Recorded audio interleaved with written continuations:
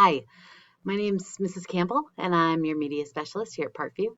And I wanted to celebrate the fact that it is Hispanic Heritage Month. And so I thought that I would highlight a couple of new titles that we're about to put on the shelves and invite you to come and enjoy some great Hispanic literature. So I thought I'd talk about a couple of uh, fictions fiction new pieces and a few memoirs. So sit down and take a listen to some of these great new titles that we have for you. And make sure you come by and see our display in the Media Center with all kinds of other selections of great Hispanic literature. The first one that I want to talk about is a novel by Matt de la Pena, and it is called Mexican White Boy. Um, I'm going to just get you excited by reading the back to you a little bit. Nobody paid him any attention anyway because he was Mexican. Nobody even saw him as a real person. Danny's brown, half Mexican brown. And growing up in San Diego, that close to the border, means everybody thinks they know exactly who he is before he even opens his mouth. Before they find out he can't speak Spanish, and before they realize his mom has blonde hair and blue eyes. But it works the other way too. And Danny's convinced it's his whiteness that sent his father back to Mexico. That's why he's spending the summer with his dad's family, only to find himself he may just have to face the demons he refuses to see, the demons that are right in front of his face, and open up to a friendship he never saw coming. Good stuff. Check it out. All right. The next one that I wanted to tell you about is a book called Illegal. Okay. And this one is by Bettina Restrepo. All right. We are all immigrants. Nora is on a desperate journey far away from home. When her father leaves their beloved Mexico in search of work, Nora stays behind. She fights to make sense of her loss while living in poverty, awaiting her father's return and a better day. When the letters and money stop coming, Nora decides that she and her mother must look for him in Texas.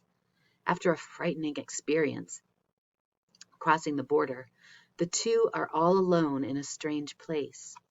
Nora must find the strength to survive while aching for small comforts, friends, a new school, and her quinceanera.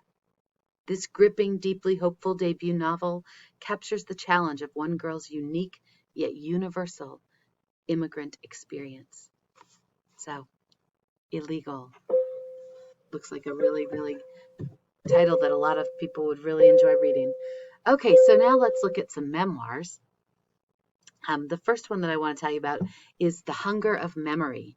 All right, and it's about the education of Richard Rodriguez. All right, Richard Rodriguez, the son of Mexican immigrant parents, began his schooling in Sacramento, California, knowing just 50 words of English, and concluded his university studies in the lonely grandeur of the British Museum. Hunger of Memory is the poignant journey of a scholarship boy whose awkward progress reveals the central mysteries of education, its costs, painful alienation from his working class past, and its great gains, Rodriguez's achievement of a middle-class voice. Provocative in its argument against affirmative action and bilingual education, Hunger of Memory remains a profound and poetic reflection on the child's acquisition of language and a moving, frank portrait of a boy struggling to become a man. So, the next one is called The Distance Between Us by Raina Grand. And this one was a National Book Critics Circle Award finalist. Okay? Raina Grand vividly brings to life her tumultuous early years in this unforgettable, heart-wrenching story of a childhood spent torn between two parents and two countries. As her parents make the dangerous trek across the Mexican border to El Otro Lado, the other side, in pursuit of the American dream, Raina and her siblings are left behind, forced into the already overburdened household of their stern, unsmiling grandmother. When their mother at last returns, Reina prepares for her own journey to El Otro Lado to live with the man who has haunted her imagination for years, her long-absent father. Heartbreaking and lyrical, The Distance Between Us captures the confusion and contradictions of childhood, demonstrating that the joys and sorrows we experience in those places we first called home are imprinted on the heart forever. So, The Distance Between Us. And the last one I'll talk about today is called A Strong West Wind by Gail Caldwell. The San Francisco Chronicle says that this one is deeply felt, a tautly written account of growing up in the Texas Panhandle during the 1950s and 1960s, rich with incident and excitement. In this exquisite memoir, Pulitzer Prize winner Gail Caldwell transforms into art what it's like to come of age in a particular time and place. A Strong West Wind is the story of a girl who grew up surrounded by dust storms, cattle ranches, and summer lightning, and who took refuge from the vastness of the land by retreating into books.